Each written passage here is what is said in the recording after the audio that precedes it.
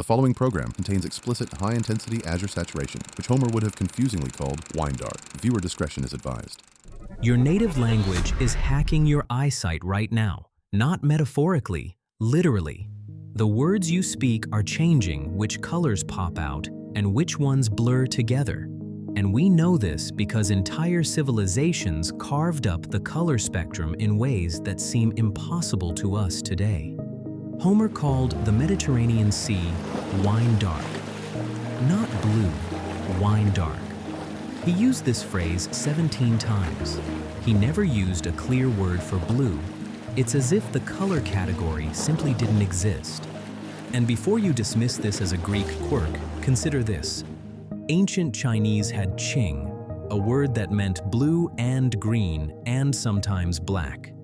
Hebrew had techelet, covering blue, purple, and various dye colors. Sanskrit, Latin, none of them had a basic color term for blue the way we do. For most of human history, blue was the missing color. And modern neuroscience has discovered why this matters. Language doesn't just label what we see, it actually changes how our brains process vision, which colors pop out to us, and what we remember. In this video, we'll explore why blue arrived last to human vocabulary, how Russian speakers literally see blue faster than you do, and what's happening inside your brain right now as you watch this. The detective who cracked this case was an unlikely one. William Gladstone, four-time British Prime Minister and obsessive classics nerd. In 1858, while analyzing thousands of lines of Homer, Gladstone noticed something bizarre. The color vocabulary was tiny, black and white dominated. The same word described completely different hues. Objects got contradictory color descriptions. Homer called honey green. And most puzzling, no dedicated word for blue. The sea was wine dark. The sky was described by brightness, not hue. When Homer's characters do use words like glaukos that sometimes refer to blue things, the meanings are slippery, pale, gleaming, gray-green, maybe blue. Homer's color system is organized around light versus dark, vivid versus dull. Not the rainbow spectrum we learn as children. So this wasn't just Homer, there's a pattern. One civilization stands out as the exception, Egypt. Egyptians had a word for artificial blue, kezbej irtiu, literally fake lapis lazuli. And they had actual blue. They invented Egyptian blue, the world's first synthetic pigment, around 3,300 BCE. Making it required complex chemistry. Get the heat wrong and you'd get glass instead of pigment. They pulled it off and they named it. Fast forward to 1969. Anthropologists Brent Berlin and Paul Kay proposed something radical. Color words across all languages evolve in a universal sequence. Stage 1, dark and light. Stage 2, add red. Stage 3, yellow or green. Stage 4, both yellow and green.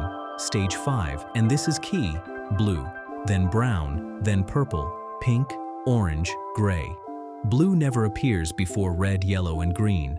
They tested this with 110 unwritten languages in the World Color Survey. The pattern held remarkably well, though the correlation isn't perfect. Blue is consistently a late arrival to human vocabulary. But all of this would be trivia if it didn't affect living brains. Russian doesn't have one word for blue. It has two basic terms. Голубой for light blue, like the sky. Синий for dark blue, like the navy. These aren't shades, they're separate categories, like red and green are for you. In 2007, researchers ran an experiment. Russian and English speakers looked at blue squares and had to quickly identify which matched a target. When the Russian speakers compared colors that crossed their голубой-синий boundary, they were 124 milliseconds faster than when the colors stayed within one category. English speakers showed no such advantage. For them, they were all just blue.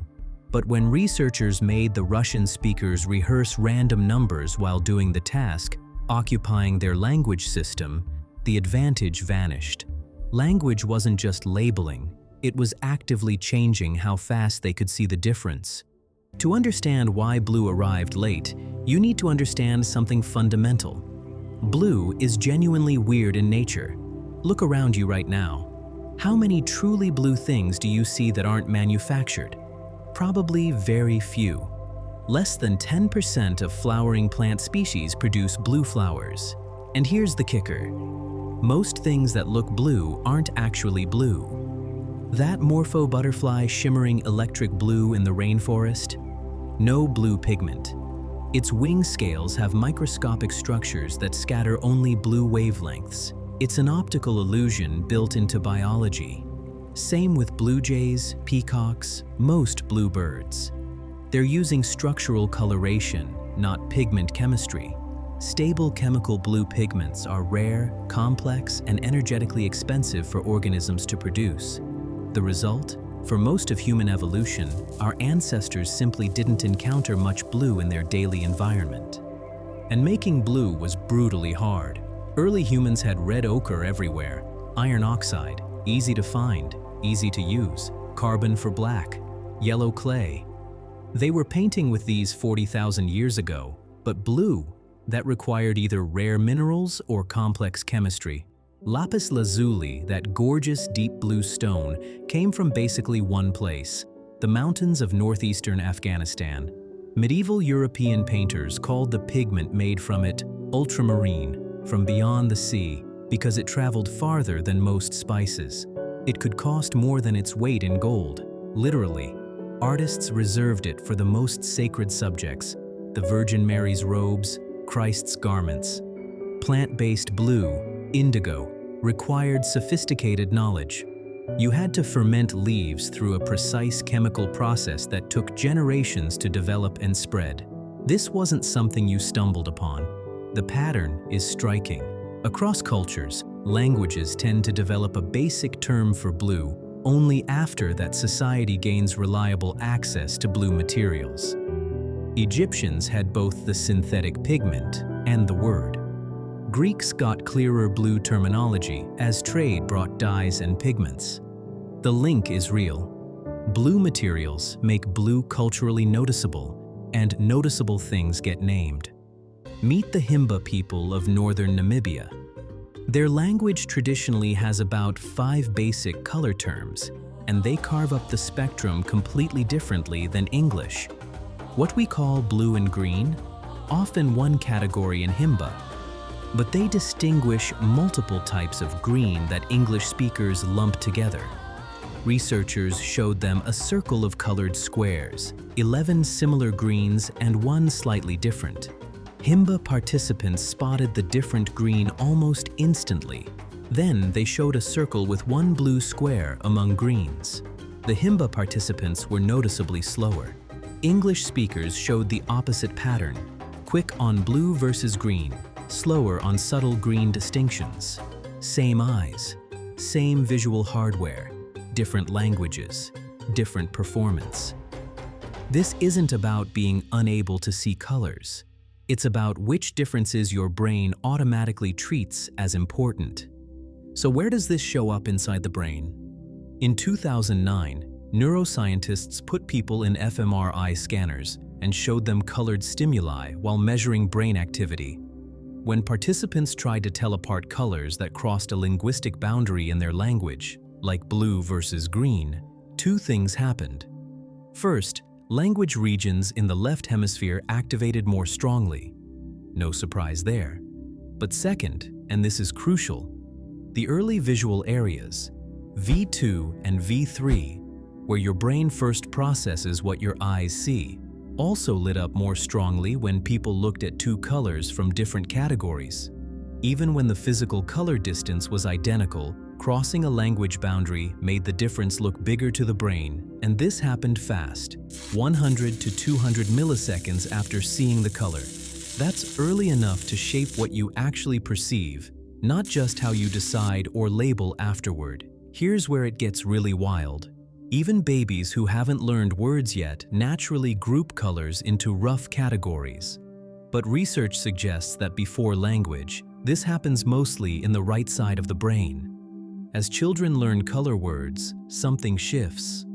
The center of color categories moves from the right hemisphere to the left, the language-dominant hemisphere. By adulthood, your color categories are processed where language and vision intertwine. Learning words literally reorganizes your brain. Your brain maintains two representations of any color you see: a fine-grained perceptual signal, the exact wavelength mix, and a categorical label, this is blue or this is green. When you see a color right in front of you, the perceptual signal dominates. But the moment there's any uncertainty, the color was brief, dim, you're remembering it, or you're comparing under difficult conditions, your brain increasingly relies on the category. This is why language effects are strongest in memory tasks. If you show someone a shade right between blue and green, then ask them to remember it minutes later. They'll typically reconstruct it as more prototypically blue or more prototypically green, depending on which category it was closer to in their language. Language isn't changing the light, it's changing which distinctions your brain treats as worth preserving. So what does all this actually mean for how you see the world? Did ancient Greeks see blue? Physically, yes. Their cones worked like ours. But cognitively, the spectrum was carved differently. The sea wasn't a patch of blue in a tidy row of 11 named hues. It was oinops, wine dark, defined by darkness, depth, sheen, not a fixed position in a color circle.